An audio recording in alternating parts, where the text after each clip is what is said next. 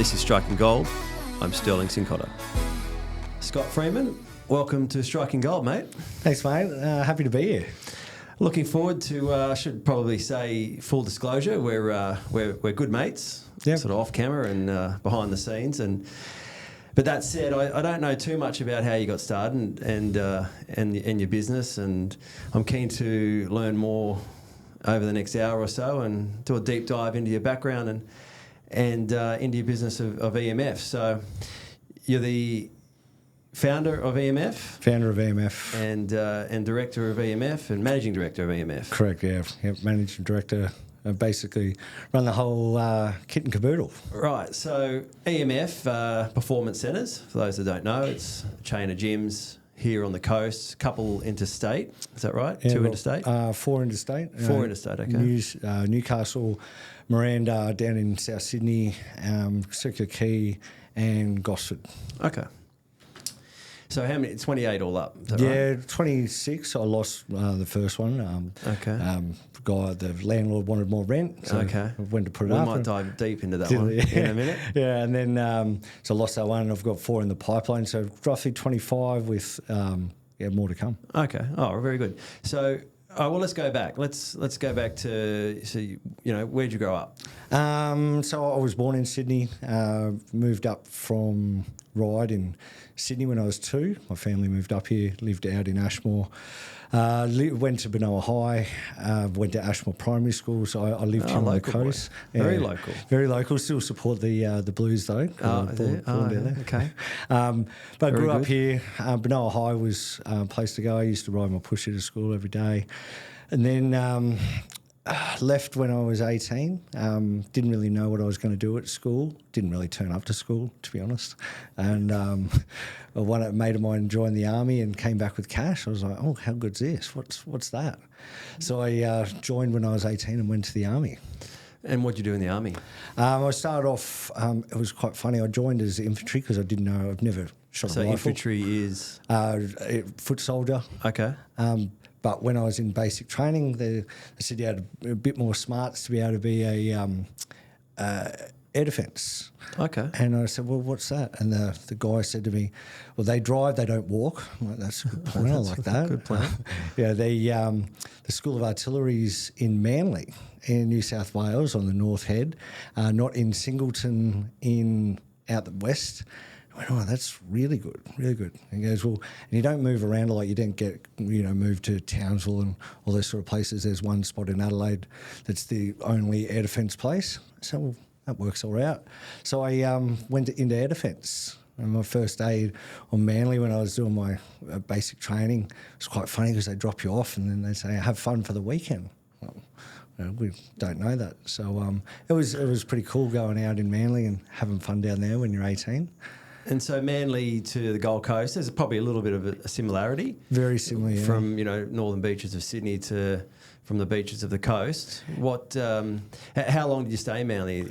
I was only that 3 period? months. 3 months, okay. You go from Wagga to Manly for your basic training. Yep.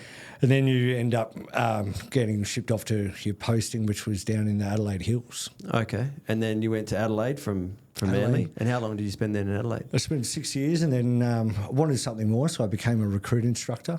For the Army? For the Army. Okay. So it was just basically when September 11 happened, there was no deployments, there was no nothing, and sort of getting tired of, the same sort of mundane work. Mm-hmm. So I like to teach. So so why not better than be a recruit instructor and teach the basic soldierings of the Army. So on the day that I was leaving to drive from Adelaide to Wagga, September 11 happened, and pretty much all my mates got shipped over on deployment. Right. And I was off to basic school to teach all the guys the basic school's tool go over. Right, so, right. Yeah. How did that sort of shape recruitment, and was there a big recruitment drive after 9/11? I mean, in the US there was a massive push. What about in Australia? In Australia, I think there was definitely a shift in the military because there was so much unknown with September 11. I mean, from my side in the military, a lot of guys were getting deployed, and they're getting heaps of cash to go and work overseas. It was we've never had such big deployments for a while, and it's good to go and serve your country. It's one of the highlights that you get to go and do. So it was. I think a lot of guys definitely joined and went through to the basic training to be infantry to get go overseas. And so with basic training, what's a sort of like a typical block? Is that a 3 month, 6 month, 12 month? 13 weeks 13 was when weeks. I enlisted. Right. Got dropped down to 6 weeks, but you're finding that the soldiers, you weren't getting enough of the basic skills out of that. Right. So they put it back up to 13 weeks. Right. So it's, and as an instructor, you're working for 13 weeks. Solid. And so talk me through like a training block. Is it, pretty hardcore? Is it, it's not like sort of SAS stuff yet, but is it? I feel like you've got to teach them how to shave. Some of these kids. Oh, really? Yeah, like we're talking basic skills. Really? Making beds. Some of them never used a washing machine before. We're talking some of the life lessons for these kids. Really? Have never done this sort of stuff, and you don't really get it until you get all these kids that their parents just have done it all for them, or or just never done it. They've never shaved. They've never needed to. Never put on a washing machine. Don't know how to start it. Right. So doing that, then teaching them that you've got to make your bed and get ready. So you've got to teach them how to make a bed properly. And that's important in the army, isn't it? That first task of the day is to get up and make your bed. It's the first accomplishment that they do in training or on deployment. Yeah. So I remember hearing a few generals talk about that. That's kind of like the very first thing that you do to tick off that first sort of, really first accomplishment of the day. It's probably the big thing where you're learning to achieve something first. I mean, if you get up, like getting out of bed is the first thing. So what they used to have to do is get up with their bottom sheet over their shoulder and stand in the hallway. They had to count from, if there was 45 recruits, they'd start with 1 on the side and then count to 3. That the guy beside you is going to be 5, so you count 6. Right. You don't know how many times these kids can stuff up counting. Really? It was. And then what? You go back to the beginning. Then they go back to the beginning. We're talking on the first day. It was like 20 times. Really? Just can't get it together. Right. And but some of them even say their own number, their name. 22, and guys, 23. So that was the start, and then they had to get dressed, make their bed, and basically you put on whatever uniform and have everything ready to go. Right. And 15 minutes is the time frame. To get up and get out. Get up, get ready, and get done. Right. First day, probably 48, 50 minutes, some of them. Really? And by the end, you're getting them down to 9 minutes. Right, okay. And some days, like you'd have 40 minutes spare, so you're like morning routine training. And they do morning routine 40, 50 times a day some days. Really? Just to get it right. Just to get it right, get that routine. And it's so simple. Yet it's that repetition, that early morning discipline, do the same thing every day. Same thing. It's actually pretty relevant in sort of today's society. If you get up, you do the same thing, that morning routine, how important it is to set your day up. And so I think, is that something that you've learned sort of coming out of the army? Well, what did you learn sort of about yourself? From a Gold Coast boy to Manly to then a trainer of... a trainer and then become a fitness trainer. I mean... In the army? In the army. So okay. I left from being a recruit instructor to being a fitness trainer. So love teaching, but I have a passion of fitness. So I went down that side and then it was... So how did you learn about fitness in the first place? Is it... You're always doing it in the military. So self-taught. Self-taught. I broke my leg playing rugby for the army. And then I learned about weight training because you just, you can't walk on your leg. So you're in the gym training. Right. So I started doing weights and I'm like, I enjoy this as well. So getting a mix of running and everything when I could get back running. But it was just that, I think in my nature that I've always just enjoyed fitness, that it's always been a part of my life. If I don't do it each day, I start getting, frantic and like, I've lost that something, that drive. Yeah. So I've made. So were you training before you went to the army when you were late, mid to late teens? Yeah, I was training. I could run 5K in 19 minutes. So I was a small guy. So I joined the army at 18 at 55 kilos. Did you? So 55 kilos? 55 kilos. You'd be a jockey. Could barely stand up. I had no muscle on me. Right. So it was running at 55 kilos was quite You could easy. run all day. Run all day. Oh, it was good. just could barely do a push up though. Yeah. So I had to learn and do that in the army, and then it was. I think I got up to I vary in weight now between 82 and 89 kilos. And then when I start doing Ironmans or getting a bit more cardio, I can get down to 79. It's massive variation. But it's, I love the fitness, love that style of training. Any style of fitness I love. So when you come out of the army, is that essentially you may have decision time? What do I do and where do I go next? Or No, I was actually a fitness trainer at Randwick Barracks. So I was running Randwick Barracks. I had a year left on my posting. A year and a half. And I was with my girlfriend at the time. So I met her when I got posted from Duntroon in Canberra back to Randwick Barracks. And bit of fun, Randwick, isn't it? It's so I can much fun. imagine. I used to live in Sydney. I know Randwick Barracks and a lot of pubs and around the area. Coogee Bay Hotel. Oh, I could imagine. It was a pretty good times back then. I could imagine. And then I lived in Maroubra Beach. Oh yeah, beautiful.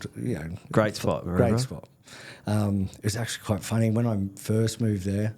I was young corporal, and I was posted from doing my PDI course to Randwick Barracks. And I didn't know I've got a house quite cheap on Maroubra Beach. And I moved in January. And I'm like, why is it so cheap? 2-bedroom apartment on the beach. Then I realised that it wasn't until later I watched the Bra Boys. Just come the out, documentary. that, no one around. That was they bashed up the cops in Randwick Hotel only 2 months earlier. Right. So there was that big brawl between the cops and the Bra Boys. And no I remember that. Yeah, they didn't want to stay there. I remember that. Maroubra got a bit on the stench after that. It did, yeah. I mean, and now it's multi-million-dollar beachfront properties. Yeah, I was living there, and no one actually. Yeah, I remember that. Doors open, people were just so friendly, and I'm like, oh, this is one of the safest places you can live. This is awesome. And little did I know that, and you're still having breakfast, and there's a couple of Bra Boys bashing each other on the front lawn. Right. So it was pretty cool. So, all right, so you've come out of the army. You're now at the barracks. Sorry. Yeah, I was at in Barracks, and they said, mate, we're posting a promotion, warrant officer, to Darwin. And it's like, my missus isn't going to Darwin. She's, a Sydney girl. She's earning way more money than me. I can't go to Darwin because obviously, it's Darwin. It's Darwin. Darwin's Darwin. Yeah. If you've ever been, it's a fun place to go and leave. So anyway, I was like, I don't want to go. So I said to my girlfriend, and I said, look, where do you want to go? Like, I can't start a business here in Sydney. It's too expensive to live. It's, there's already all these boot camps. It's already doing that sort of thing. So, and she sort of went, well, what about the Gold Coast? Your family is up there. Could try up there. So, okay. So put my discharge in, and I took all my leave. And, when I was working there, that's when I came up with the brand. I was like, EMF? EMF. Okay. So I was trying to work out what to call the brand while I'm working in the military barracks, and I'm thinking, military, I'm doing a boot camp, it's, 3-letter acronym, what's easy. Yeah. But elite, we as PDIs, we're the elite. You've got to have fitness in there, so elite military fitness. EMF, that's where I come with it. I started drawing, how's it going to look? EMF. And then a couple of mates are SAS, and they've got daggers, so Commandos and SAS, they've got daggers through their on their badge, signify, the sword, like Crusaders and, a sword. So hence why the sword being elite. That's really interesting. So, because one of my questions was going to be EMF, what does it stand for? I obviously don't even know, but now I do. And you know, it's funny because when you go to a branding expert to build out a brand, and they would do a deep dive into you as a person, and you know, they would extract all the brand values that you want to showcase throughout your business, and then they probably charge you $40,000 or $50,000, you know, to come up with a brand and a brand kit and a logo. And you did, you know, sounds like you did it on the back of a napkin, and you've built it to mostly a national chain. So let's stick around that early days. So you've got your brand, you've got your logo, and the idea is to basically take a military style fitness regime and sell it to the public. Yeah, so is that essentially right? Pretty much. And one of the ideas was a truck. You know, you need a big truck or something marketing. I saw on the web that there's this monster truck for sale in Albury. I said to my girlfriend, I said, "This is the truck I'm going to paint it to camo." For what? Just to drive around with EMF on the side? EMF. Oh, wow, okay. It was massive. Like this thing. Road legal? It was road legal then. Like, but did you have a gym at this stage? No, this was okay. just getting it for boot camp. In the park and put all the stuff. Is that how you started? That's how I started, yeah. Okay, well, take me back to that. Yeah, so your first client at EMF. Oh, so you've got to hear about this truck, because this truck is... Okay. It's a massive thing. Okay. I drove to Albury and bought it, driving back, and this thing was all over the road. I was like going, how do I drive this thing? This is just like, it's almost going to take someone out. So I got home, and Kylie, my girlfriend, she's like, what is that? Like, it's that you can't park it anywhere. The tyres are, you know, we're talking massive. Really? Could barely get in this thing. Yeah. And so anyway, we went snowboarding in New Zealand for a holiday. When I bought this thing, I get this phone call going, "Mate, your car's been stolen, this truck." I'm like, "What do you mean?" He goes, "Well, cops have got it going through the middle of Sydney, and you can recognise this. There's a monster truck hitting shit, running over shit, all in Sydney." Wow. So and they found it. Did it make the news? No. Oh, that would have been good marketing. It would have been hilarious. So anyway, got it back and got it back up here. Driving it up here, though, from Sydney to here, was, again, like all over the place. Dogs in the back, and I'm like, oh, I'm going to crash into something. I could imagine. So anyway, then my first... up here, setting the business up, I basically ran the boot camp for a good 6 weeks without any clients, just to get your space, you know, timing, making sure everything works, and then started marketing now. So you're saying you're still in a park at this stage? Still in the park, Broadbeach Park. Broadbeach Park. You started from Broadbeach Park, EMF. Yeah, Broadbeach Park. Wow. The playground, just the south side of the playground, there's one light in the whole place. Right. And that's where I did all the boot camps, because in the middle of winter, 5:30, it's still dark. Still dark, yeah. So you need... So you got the truck out the front. Parked the truck out the front. And you've got a little activation going in Broadbeach Park. Broadbeach Park. And who's there with you? So I had... getting the marketing, I walked the streets with flyers, because back then flyers was probably the biggest thing. Putting on cars. What year are we talking here? 15 years ago, 2010. 2010. So the end of 2010. So before the really rise of social. Yeah, no real social. Yeah. And you've got to build a website. SEO was probably the main. Instagram, paid ads was... It's probably still even a bit early for that. Yeah. Back then, Instagram. Not paid real ads for Instagram or Facebook. It was more paid for Google. Yeah. Back then. I even put flyers on Pack Fair car park. That was before it got redone. That's where my gym is now. Yeah. So, it's a good full circle moment. Full circle. They're ringing me saying, "You can't do that, mate." So which was quite funny. And then my first client, first one ever, was Robert Garner. Still remember him. First paying client. So I had my girlfriend and Robert as the first clients every day, and then slowly built from there. Right. Got the business up to, I think there was probably 150 people. Wow. You know, $35 a week direct debit, no outgoings. So it was just money coming in. And it was all in a park? All in the park. So 5:30 a.m, hail, shine, we were there. 5:30, we were training. And these guys trained. You know, I flogged them. Yeah, right. So 6 days a week.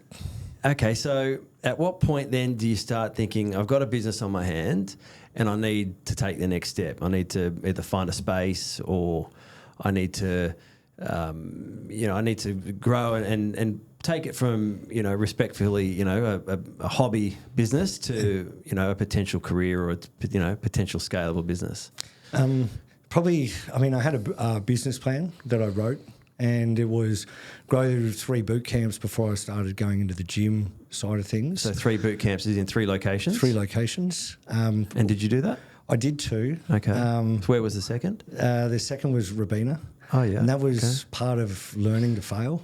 I was starting the boot camp there, people turning up. You've got all this sort of social media and stuff, and everyone's quite happy, and they turn up and they're like, where's Scott? And they wanted Scotty. They wanted Scott. They see Scotty, all the training, and all of a sudden he's not there. It's some guy I hired. Is he the same level? Well, you can't be. Yeah. So all of a sudden people started leaving Robina to come to Broadbeach. So I'm like, okay, well, I've learned a lesson here. I've built my name, my brand around me, and I've grown it. I said, well, that's probably the first flaw. You can't grow a boot camp based on a person because you can't grow that person. And any business, I think if you build it around, a common personality or a common person, very hard to scale. It is. Very hard to also sell. If you if you want to exit, you can't do it anymore. Holidays, hard. all that sort of stuff becomes quite hard. Even when we got married, we were 2 weeks off. There's 2 weeks down of no cash coming in. Yeah. So it's definitely that learning curve. So when talking about buying the first gym, I was looking at building a gym in Broadbeach. That was always the plan. It was very easy to take the people and my brand into Broadbeach. Hard finding a spot was probably... Is that because that's where you started? You figured Broadbeach Park. I've got it myself, a membership base. Yeah, I've got a bit of branding, a bit of a following sort of there. People know who I am there. Okay. So it was not a lot of people knew. Yeah. And this was, again, very early on before the redevelopment of the Oracle. Yeah. Even probably... redevelopment of Pack Fair. Probably, yeah, Pack Fair was still the old... the walkthrough Pack Fair. And even Broadbeach in those early 2010s, I think, even the site where where the Wave building is, might have just been coming up at around that time too. So there wasn't much in that commercial space. No. Comparatively to now. Yeah, definitely. So you ruled out Broadbeach? Well, as I was looking at Broadbeach, I've had a few sites. I looked at Burleigh as a potential site, and then a friend of mine, I was training her so she was living on Hedges Avenue, and training her, she'd just going for walks and doing that sort of thing. So I'm getting paid to do that in my time off through the day. She's like, oh, my husband's gym, they're looking at selling for $1. There's 2 sites. One was Paddington, one was Harbour Town. Paddington, Brisbane? Paddington, Brisbane. Yep. I'm like... And Harbour Town, north end of the coast? North end of the coast. I just went... For $1? $1 each. So what, he was in a bit of strife, or...? And I said, well, look, for $1 I'll have a look at I'll have a look at these books. And I'm looking at it going, they're losing a good $250,000 each a year based on the numbers. And were they just one-off sort of, gym names? They weren't part of a chain or anything? Yeah, they were a chain. So they were part of a chain? Part of a chain. Fit and Fast was the chain. Okay. So it was Tony DeLead, who owned Fitness First back in the day. Right. And then started Fit and Fast. So Tony, I now know Tony quite well. And he wasn't the husband, but he worked for Tony. And I started talking to Tony about selling, and the price sort of changed. Oh, I bet it did. And this is Tony, right? It goes from $1 to 50,000. Right. I was like, because now he's obviously knows that I've got wind. I'm like, this could be interesting. I can't afford Paddington and Harbour Town. I'm a guy just from boot camp, ex-military, come from humble beginnings, fronting up with $100,000 plus you've got to pay the bank guarantees and all this sort of funding. So that's including taking on the lease, that's right, putting the bond up, new anything you want to signage you've got to put up. So what was he selling? Well, I was selling the membership base, which was good. All the gym equipment came with it. Okay. So everything came with Unencumbered equipment? equipment. Okay. So it was actually quite a good deal. And what was on the membership base? Roughly about 900. Okay. So, that's decent enough. And I did the books and went, how can you make this work? Well, it's the staffing cost was pretty much the main thing. I said sales was good. It's just the cancellations were, making it look bad. Got to stop the bleed. Make the customer happy. So that was the process. Going, we'll turn it into a business where you're in there working it and people are happy and fix any problems. So that was pretty much what we did. And I brought a business partner in because I was, he's in Sydney. I asked my best mate Taz. I said, mate, do you want to do it? He was going overseas. He's on deployment. Army as well? Navy. Oh, Navy, okay. So he was going on. Then I asked another mate. He's like, I'm not really... don't have the time to be able to do it. So why did you feel like you needed a partner? Was it to... Just the cash flow up front. Yeah. I mean, it's not the business itself. It was the initial setup. I personally didn't have a couple of $100,000 just to go into business. Right, okay. You need that. I sort of had half, which was great, but having that extra cash flow. So you thought bring in a partner? Yeah. Bring in that has capital...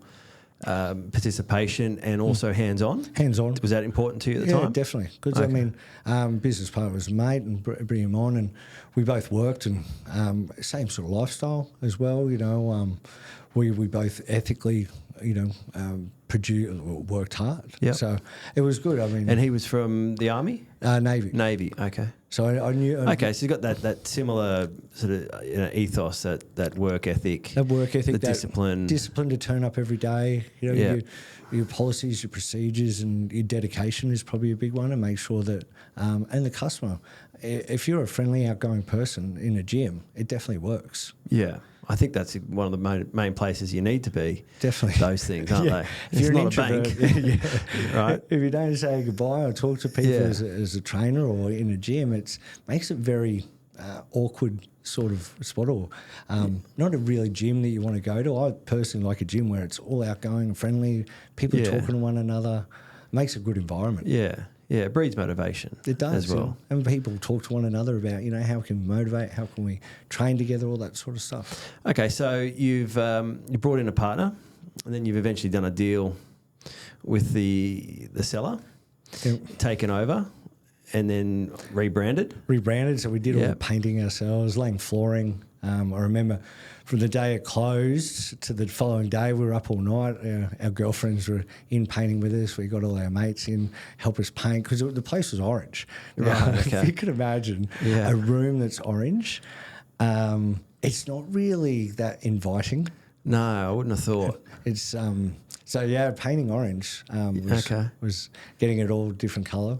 And so when you did the fit out, was that essentially just the two of you got together and said, let's paint this colour. Yeah. Let's do a design here. You didn't have experts come in and help you? No, none. Just did it all ourselves. And put the gym equipment, because we bought more gym equipment, put it in where we thought it would go. And because in the military, that was my job. I ran gyms for the military, big gyms, basketball courts, swimming pools, gyms, squash courts. Basically, you think of anything you put with grounds. The only difference from the military to here is the money.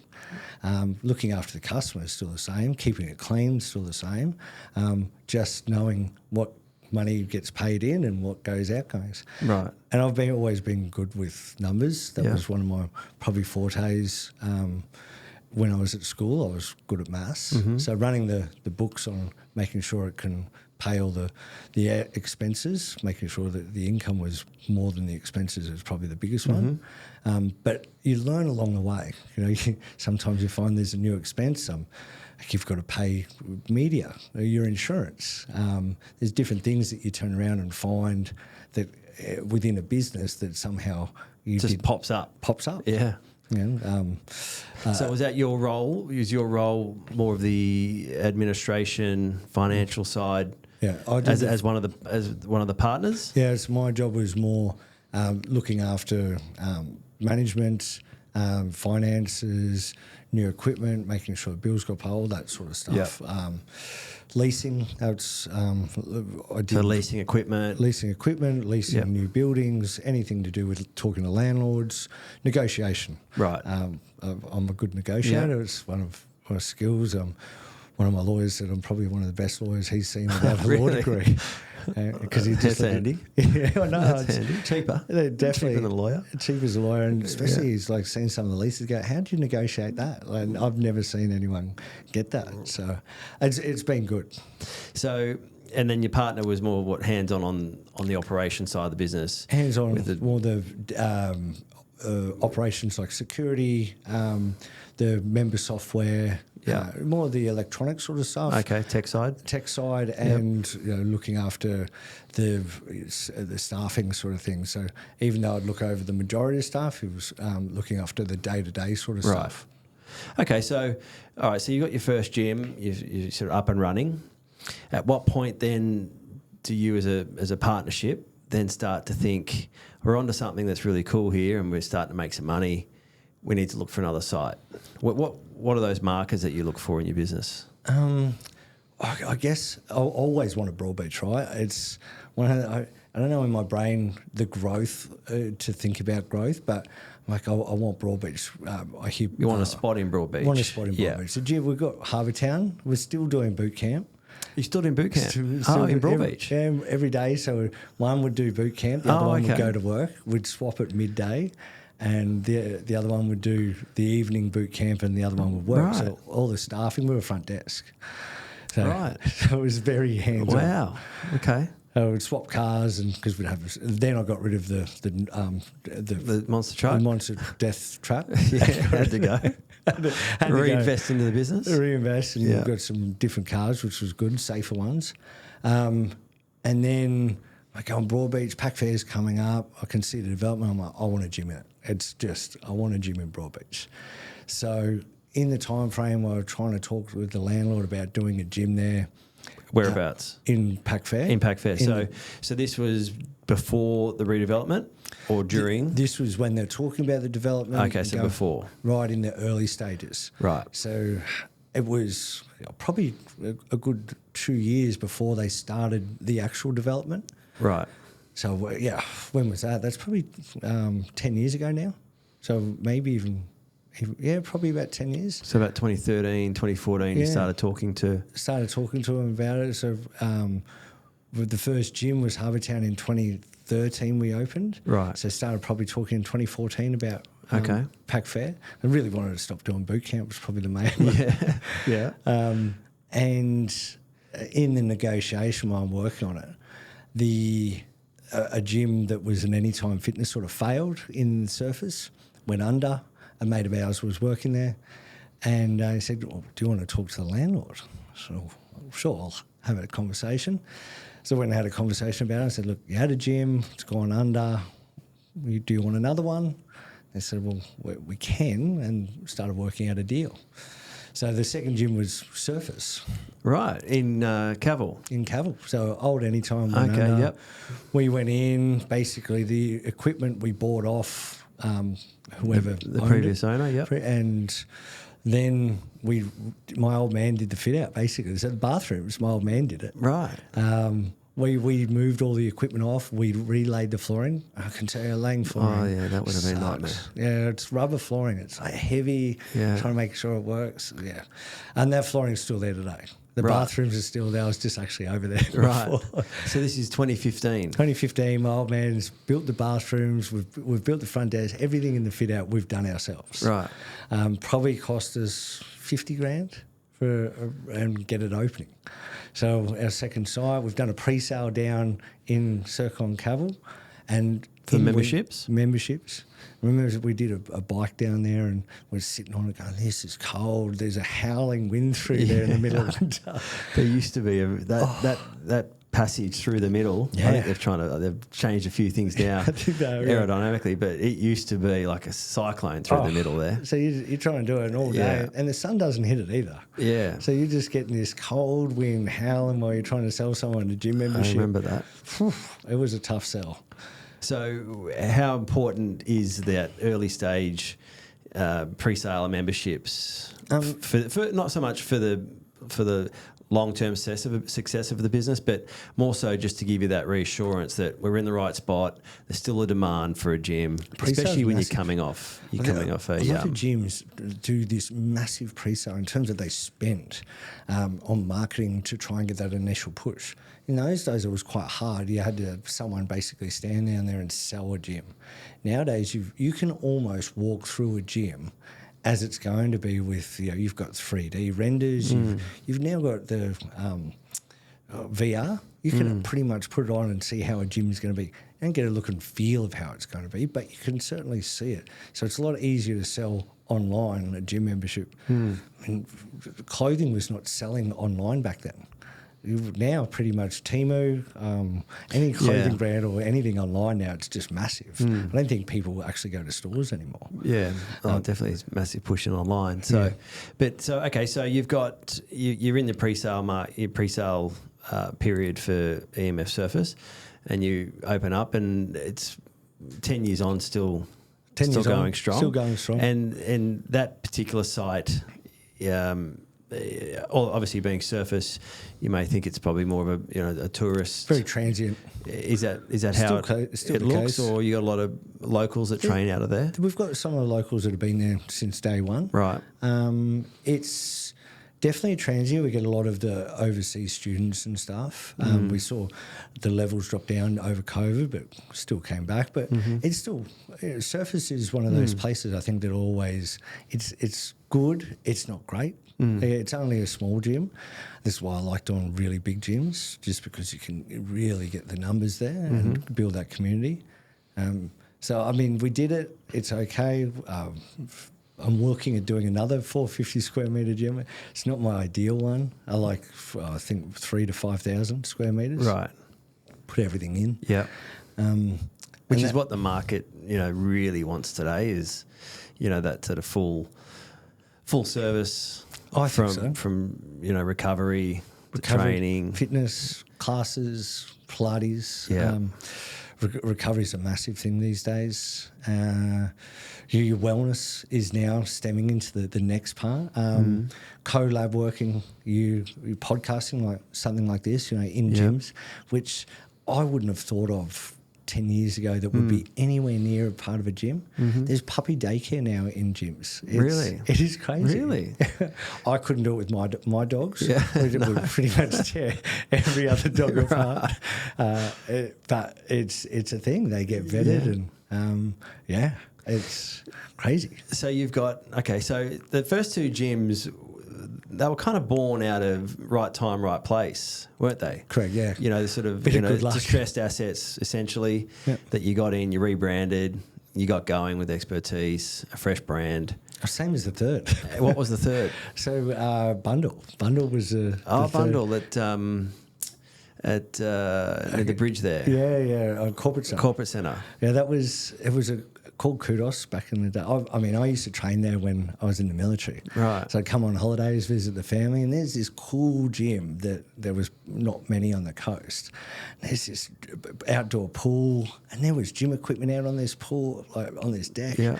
And it would have been full when I was training in the military. I'm like, I love this place. This is awesome. It's like a Miami. It was a Miami gym. Right? Yeah. What was that? That was a movie. Pain and Gain. You Pain and Gain. Was it like that? It was pretty much. That's what I pictured when you were describing it. 100%. It was like Pain and Gain. This gym. You go and sit on they had a bench press, and you sit on it, you burn yourself because it's in the sun. It was right. crazy. So it was called Kudos in the day, and I was working on the desk at Surface, and someone comes over and said, I'd like to get a gym membership. My gym's closed. I'm like, which one? And they're like, Bundle. And I'm like, stay here, I'm going. Straight over I went, and straight to centre management, like, look, I've here, the gym's closed, sign on the door, who do I speak to about doing a gym here? And pretty much after about 3 to 6 months negotiation, up bore the third location of EMF. And then you rolled into Pack Fair? Yeah, so I was still in negotiation for Pack Fair, and then that was the next location. And we were sort of building some cash flow for Pack Fair. But, obviously building a couple of gyms takes a little stretch out of it. Yeah. Which was okay because we still had the capital to be able to build Pack Fair. Because Pack Fair was a different build essentially, right? It would have been Brand coming new. out of a shell. Yeah. You're dealing with a landlord that could probably pick and choose who they put in there. Definitely. So you're really having to prove who EMF is, Yep. who yourself as a direct your business partner at the time. You had to show some financial massive firepower to get a shot at the table even. So talk me through that initial negotiation at Pack Fair, because it's 8-9 years and it's probably one of your flagship sites from a probably not from a facility perspective, But still from a standpoint, but from a real icon. Putting EMF on the map was Yeah. probably, Pack Fair. Yeah. Because, I don't know if you've seen the signage on Pack Fair. It's like Yeah. Hey, you can't miss it. It was one of the points when, so in the negotiation, I knew where I wanted to go in the building. It was in the new part. It needed to be near car parking, access 24-hour. So there was, talking about it. Why we're better than other gyms was another one. Having the military background, not being a franchise was probably a big selling point, that we work in the business. It's not just, selling off a site and letting an accountant do the business. Let's talk about that for a second. We'll come back to Pack Fair.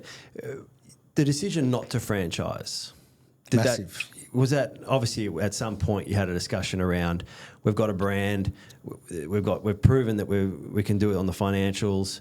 The obvious choice, which we see forever and a day with most gym chains in Australia and internationally, let's franchise it. Franchise is easy because when leaving the military, a friend of mine he's got about 18 Anytime Fitnesses, and a couple of the boys back then were buying Anytime Fitness, and 4 or 5 mates bought them because it was easy to be able to go turnkey. Yeah. When I was leaving and starting EMF, they're like, well, why don't you do it? And it wasn't the fact that it's easy, but I was already doing it in the military, and I thought, well, why give someone 10% of my income when I know I could do it better? But did you discuss franchising EMF as a business model rather than retain and build it yourselves? It was because building EMF as it is today was never a thought. It was back in the day. It was probably getting to Pack Fair was the limit. You thought that would be it's a defining moment. Yeah, we only gave up boot camp whilst we were just probably 6 months into doing bundle. Well, we can't do boot camp anymore. Right. so 3 gyms, you're still doing boot camp? Three gyms doing boot camp, and then that's it, we're done. What a great story. And then handing it over to a mate of mine who was in the army. He worked for me at Randwick. He was a corporal, I was a sergeant. And he left the military to come work for me again because he enjoyed working for me. He gets out and he's running the boot camp and running all the PTs, and he's, when are we playing golf? In business, we actually have to work, mate. There's no time to go play golf and all this sort of fun stuff. That's military. You can do that. You're getting paid by the government. Whereas here, every dollar you got to earn, if you're not on the desk selling, you're out marketing, you're talking to people, you're cleaning gyms. Yeah, proper sweat equity. Yeah, you've got to earn it. And he went back in the military after about 6 months. Right. Really, really nice guy. I didn't see him gelling with it. So part of your vision, I guess, for EMF at the time was to not franchise, was not wanting to have individuals come in and potentially, essentially discredit the brand, not do as good a job as yourselves rolling it out. Is that sort of part of that decision to sort of retain it? It was, there was never a thought of franchising. Never discussed it? Never discussed it. Interesting. We sort of spoke about it later on when we were thinking about IPOing and going down that side of market. Where do you go? Do you go public or you start franchising? Because franchising and listing, the reason you do it is for growth. You need money or you want a little bit off the table. Franchising, you do it massively for growth. You want to build the brand, you don't have the capital to do it. Mm-hmm. So you start selling it off and trying to grow the brand. But the problem is you're devaluing your own brand, and you're losing control. Control is essentially someone else is running your gym, and that you're just getting a little share for doing it. And how well they do is they're getting majority. Never a thought. Didn't really want someone else running the gyms. I'm a control freak. Yeah. So it's probably one of the things that I saw how many problems there are in different franchises and different franchise owners. It just becomes another nightmare. And we saw the F45, that's probably the most well-known franchise chain that essentially they went from 0 to 100 real quick, and back to zero probably even quicker. Yeah, there's been a couple of franchises in Australia try and start and fail. Orange Theory was one. Remember Orange Theory? Yeah, it came strong for a bit. They were overseas based, I think, were they? Overseas based. They tried to come into Australia, sort of failed here. So someone obviously lost some money. I've seen probably over the years 5 to 6 that have failed. I mean, franchising a small box gym like our 45 Fit Stop is quite easy. $50,000 to buy the franchise sort of site or the area, then $200,000 to fit it out, and then you're turnkey, you're operational. So very easy to replicate. There's not much equipment with those functional gyms. They do a lot of running, boot camp style. So quite easy to set up, but quite easy to replicate. If you look at in that market, you've got 10 to 12 different operators, plus all your guys that were personal trainers that want to start their own business with their clientele. So you go to Burleigh and there's probably 40 of them down in that area in their industrial strip. Yeah.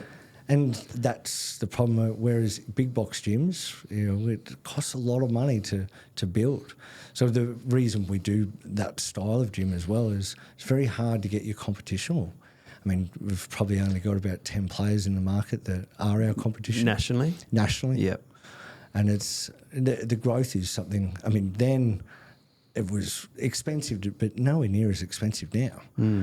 So let's. So you got Pack Fair up and running, and it's obviously still very popular gym today. Let's fast forward to. I said Pack Fair was because I was trying to sell to the leasing agent. I want to build this pool from one side to the other. In Pack Fair. In Pack Fair. Oh, okay. But across where the gym is, a walkway across to the other side. I think it's the steakhouse, Outback Steakhouse. Yeah. This beautiful pool lit up as a selling point. And he sold it to the architects, and the architects, I'm designing the way I want. I'm like, okay.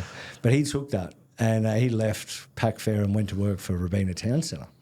And he sold it to the owner. He goes, this guy's got this idea of a pool. It's like fantastic. And the owners were like, awesome. How do we get this guy? And this is only, we've been open 6 months. Right. Been open 3 months. And Robina were like, we want you to build this massive development, 3,500 metre gym with a pool. I'm like, okay. And I had no idea what I was doing. But I'm like, I can do it. I'm sure. And so, for perspective, that's how many times bigger than Pack Fair? It's 3 and a bit times. 3 times the size. We're building a mezzanine. Right. We're building a pool above a loading dock. It's not just a pool on ground level. We're building a pool in the air. Yeah. And so the guys are like, have you built a pool before? I'm like, no. Do you know? I'm like, I'll find a guy. And so we're doing these talks with a couple of guys like, yeah, I can do that. It's just as simple. And then I had one guy that go, do you know how complicated this is going to be? I'm like, you're my guy. So essentially, whilst building Robina Town Centre, I lost a builder halfway through because the costs were going through the roof. So I got rid of him, got a new builder. Ran out of money, had to find money. I asked my best mate for money. I asked everyone, basically. I poured my own bank account down to zero. I had to tell my wife at the time I had no money. I just had my first kid. So So you got 4 gyms at this stage, and you're halfway through a development of the 5th, and you run out of money. Run out of money. So what did you do? Just borrowed. Pretty much. So you raised capital? Brought money in as debt or raised as 2 equity? guys equity. As equity? The way I structured it was just inside that particular entity, gym? Okay. that particular gym, not the whole group. Yep. So I set up each one separately, so didn't get ownership of Of the each- group? Yep. Of the group. So 25% of that gym, Right. and sold them the dream.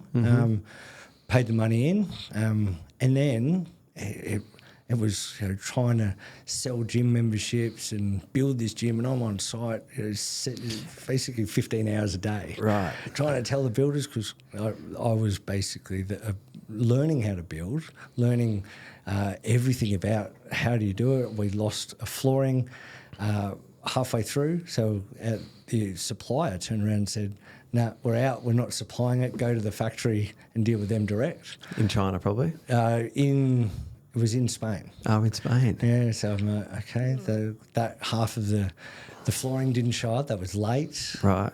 So I could only open half a gym, and it was great because it started building, but if it didn't, it was gone. Well, I owed heaps of people money. Yeah. So that would have been the tipping point in EMF's journey was Robina, essentially. Yeah. That was really make or break. It was. If you divert so much time and energy into that particular gym and the fit out, what about the other 3 or 4 gyms at the time? Who's looking after those? So Lee, my ex-business partner, Right. so he was looking after those while I was essentially building and designing and making sure everything works, so getting Right. ready for the opening. I was even walking people through the gym and selling it with just my idea. Right. This is where this is going to be, this is that. Potential members. Potential members. Right. People And so how many what's the capacity at Robina? I think we've got 5,500 people there. 5,500 at the now. moment, so which is great. Wow. And the members are phenomenal. And is that like basically maxed out, 5,500? No, I reckon You could- I can probably do another 1,500. Right, okay. And it's all about time, as you'll find the peak times are peak time. Yep. Peak times in the evening is generally your first to peak out. Then your morning times start peaking, and then your peak times sort of get bigger. Yep. So instead of that hour, it becomes 2 hours. And in the morning you get your peak time, and then you get your mid morning, your mumps. When the Pilates classes and everything else. These days you've got your shift workers as well. So it started building in different times, and people learn, especially when you've got that amount of gym equipment, you've got 5 different pieces you can choose from. So where you normally go for a bench press, that's full, I'll then go to the chest press or the cables, that gym has 10, 12 cables in it. It's you'll never get a gym that has that amount of cables. Right. So a big gym, something for everybody. Let's fast forward to today. So Robina was your 5th gym. You've now got 26 gyms. Yeah. That's insane scale in 10 years. Massive. Knowing what you've gone through to open, particularly Robina, but 5 gyms. Talk me through when you make a decision to open another gym. Talk me through that entire process. How do you even select an area of where you'd like to open today? Today is it is a process. In the initial stages, I'd be looking at different locations, densities, different leasing agents where they've got. And do you do this yourself, or do you have a team that? No, just myself. Right. So I'd go and do it. I'd look at sites, talk to leasing agents, see if I can get the right deal. If the deal gets worked in the right area. So landlord deal, so Landlord incentives deal. and a lease deal? Lease deal, the square metre rate, what sort of incentive it's going to be, when's it going to open. Length of lease. Length of lease. Pretty much it's the initial stages, you get the heads of agreement sort of agreed to, then you go to the leasing, and then you start getting the negotiations. The words of might and must are very, very, are very different. Yeah. Well, your negotiating power is very different now to what it used to be. Yeah. Before you had to obviously, essentially prove who you were. Prove who you were. No one knew the brand. Yeah. And now you've got 26 locations. How many staff do you employ? 400. 400 staff. Roughly. 400 staff, 150 PTs, another 150 Group X instructors. Right. And how many members across the group? Probably 80 to 100,000 across the group. That's massive growth. Massive growth. And it's been building. Last year, the year before, it's like 4 gyms a year. It's like just basically finishing one, starting another. Right. And did that for basically 3 years. So you're currently looking for a site, and so your partner's still involved? No, partner's not involved. So the partner's exited along the way? Yeah, it's sort of, we had an agreement. I started it. I've been a part of it for so long. I love the business. I love the people. I love the staff. I remember COVID, having to sack the staff and go through that part. I was in the gym crying. How do you write an email to your staff? And you have no ability about it. So the passion that I have behind it, and the staffing and everything, I live and breathe the brand. So for me, it's at the point where we got to a point where it's sort of, what do we do? Because you mentioned before IPO, and which is essentially taking the business public. Yeah. And so was that kind of the plan? That was the plan, and it just got to a point where it sort of wasn't feasible, and then timing was wrong. Timing was wrong. So it was like, I want to go this way, you want to see it separately, and when you have a disagreement, it's better to part ways and not just keep fighting, because the only people that suffer are your family, your business, your customers, even your staff. Everyone starts seeing it. So it's better to just go, that's it. Shake hands, see you later. In our case, we didn't shake hands. It was just more, there you go, here's a check. And so negotiated an exit. And then now, so you're essentially managing director or sole director of the business. Yeah. You make decisions one out. Yeah, it makes it a lot easier now that you just... Do you have a management team? Do you have a sort of senior LT leadership team that I've got consult? I sort of run my own ideas. Right. I used to have that so many times. I would bounce and have to agree with a business partner, where for the last sort of 12, 18 months, I don't have to do that anymore, and it's quite relieving. Yeah. I do speak to people about the business and where the possibility can go, and I do like to bounce ideas. But I do like the idea that I don't have to get someone to tell me that it's a good idea. It's a good idea, and I'm agreeing with you to do it. Yeah. People can tell me if they like the idea. Essentially, like the Titans. When I did the deal with the Titans, So you're a sponsor of the Titans? The sponsor of the Titans, one of the main sponsors of the Titans on the sleeve, which looks great. I love the brand. On the arms, on the arms. Yeah, when they're winning, it's great. Yeah, it's always good when your team's winning. And so with the Titans, how long are you involved with the Titans for? Well, hopefully a while. I've signed for 3 years. First year being this year, just gone. Another 2 years, and we'll see how we go from there. So it is great because Gold Coast based. Being able to look after the players as well, with the gym and aligning them with the brand as well, so that if they train at their own facility, it's great, but they can also have their family and friends and train at EMF. I think is part of that community sort of feel, and it's good for the Gold Coast. And the Gold Coast community, it's a very unique community, isn't it, compared to, those broader sort of cities, Sydney, Melbourne, Brisbane. The Gold Coast, the more you put into it, the more you get back out of it. I think if you're very active in the community really rewards you. Yeah, I think so. What else are you doing in terms of getting involved with the community? So you've got obviously the Titans and I like getting involved. I started years ago talking about how can I help the kids out. So we did the Kebra schoolboys as well, Tigers, getting involved in sport. Early on, I always wanted to. I used to teach self-defence in the military, so that's another funny thing. The kids and I saw some really bad things happening in like the bullying in schools. I'm like, how can I help out? Love to get involved with making sure kids can feel resilient and help themselves. I hate seeing kids go through that bullying stage, and I think it's still common.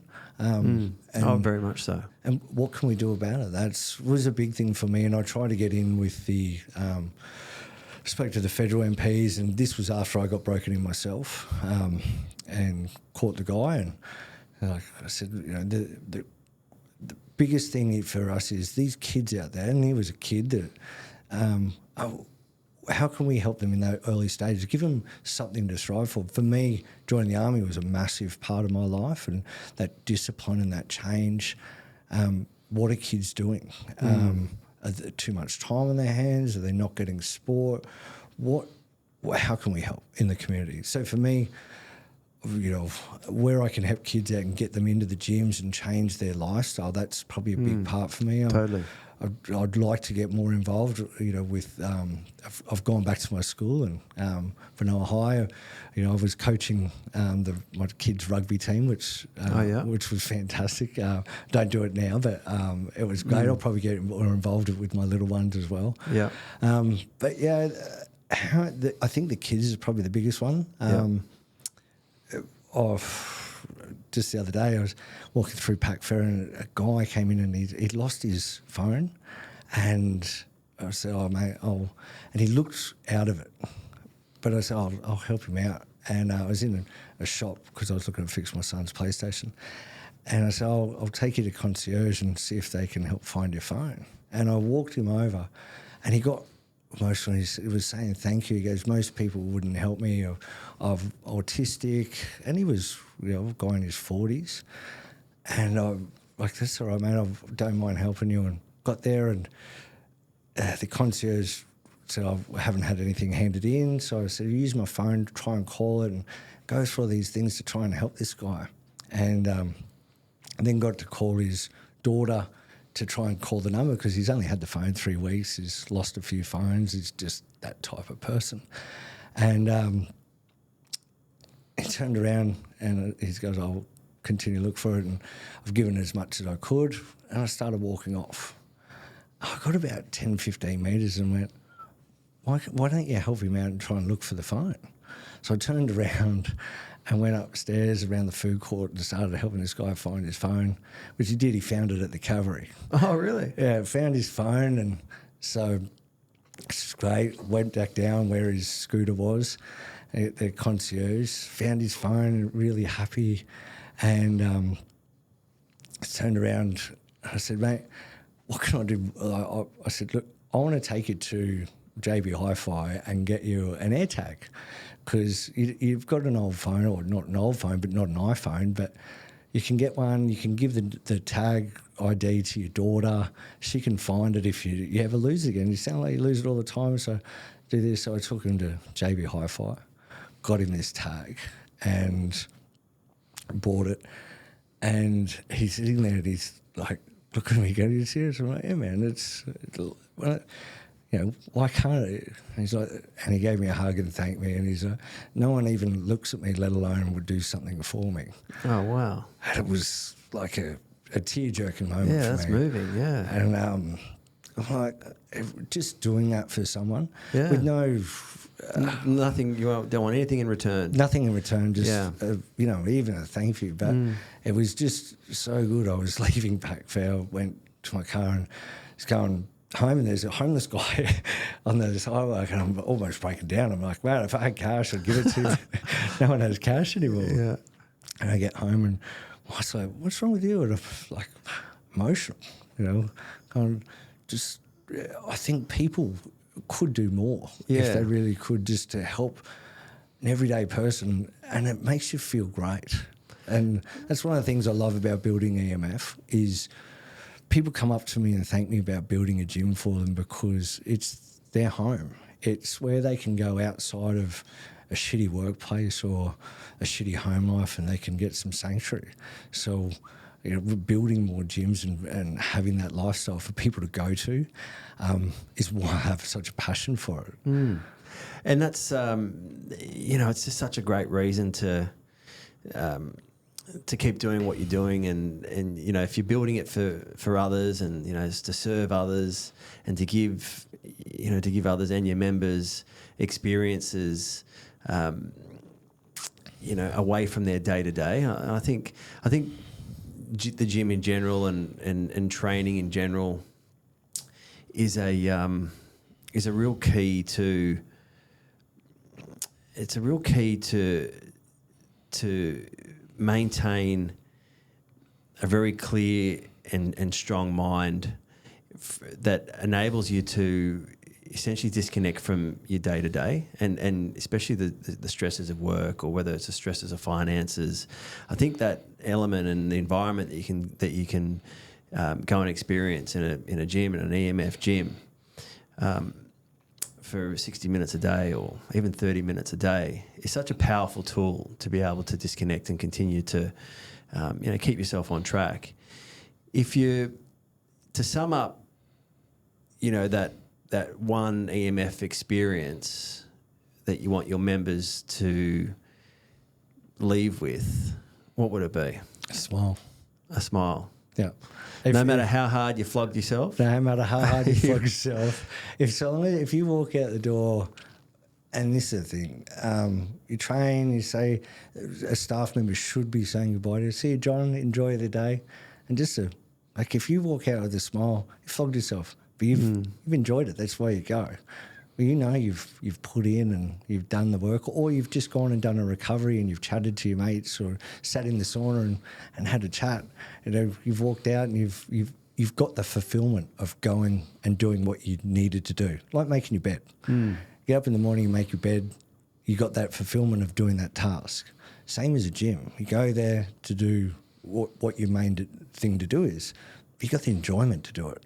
So I think if everyone feels, I use this analogy when I was speaking at a conference, someone's quite happy to pay $6.50 for a coffee. It's the norm now. I think you go to a pub now and you pay $12-13 for a Corona. I can tell you some people will go $14 for $20 for a gym membership for a week. It costs you a couple of $1 million to build. Yeah. And you can't get that at home. You can certainly make a coffee at home. But your gym membership, where you go every day, you get fulfillment out of your day and get something out of it. People, are willing to say it's not worth it.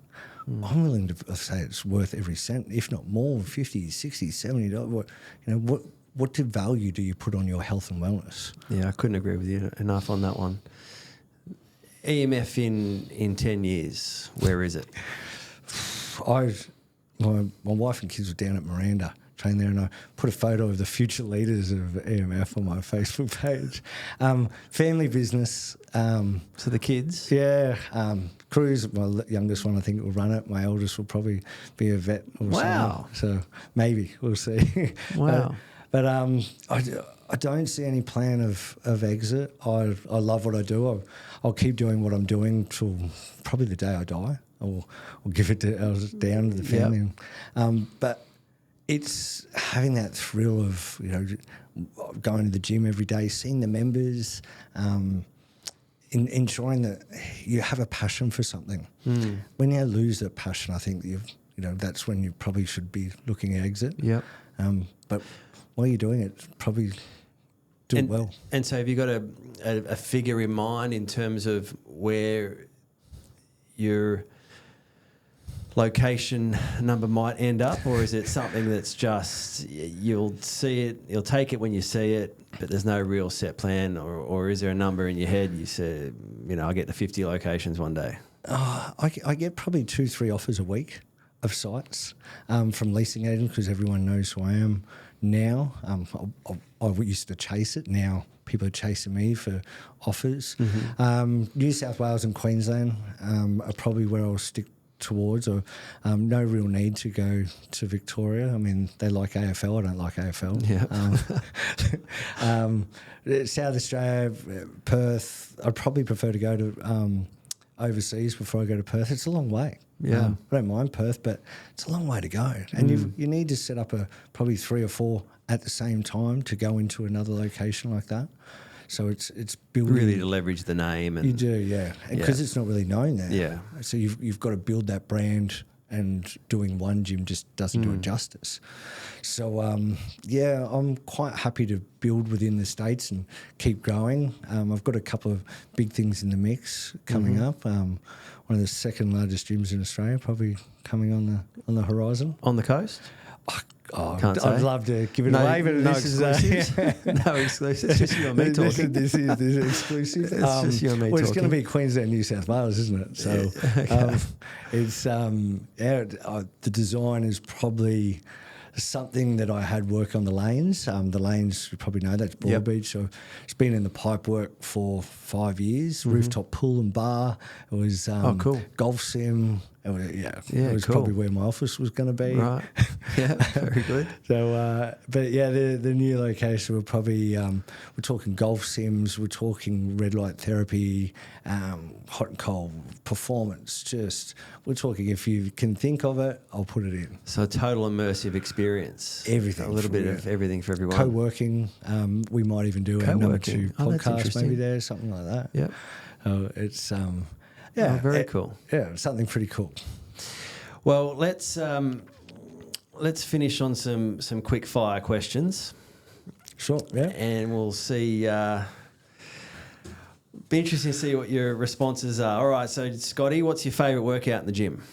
Oh, favourite workout, definitely not legs. Have you seen them? I don't think they're anybody's favourite workout. No, they're not. I don't see your leg down on the calendar. Actually, once. Probably back day because I'm pretty strong and do chin-ups till the cows come home. And probably biceps. It's one of the mirror muscles. The mirror muscles. Very good. And the biggest business lesson? The biggest business lesson is probably know your limits. Don't ever let people talk you into doing something that you probably know you can't do. You've set yourself some limits as well, from what you think you can do to what you actually can do. Time is one thing that you can never get back. If you lose or give up 5 years of doing something, you can never get that time back. So trying to maximise your time with your friends, your family, and if you can cut that 3-hour thing down to 2 hours, do it. No, very well said.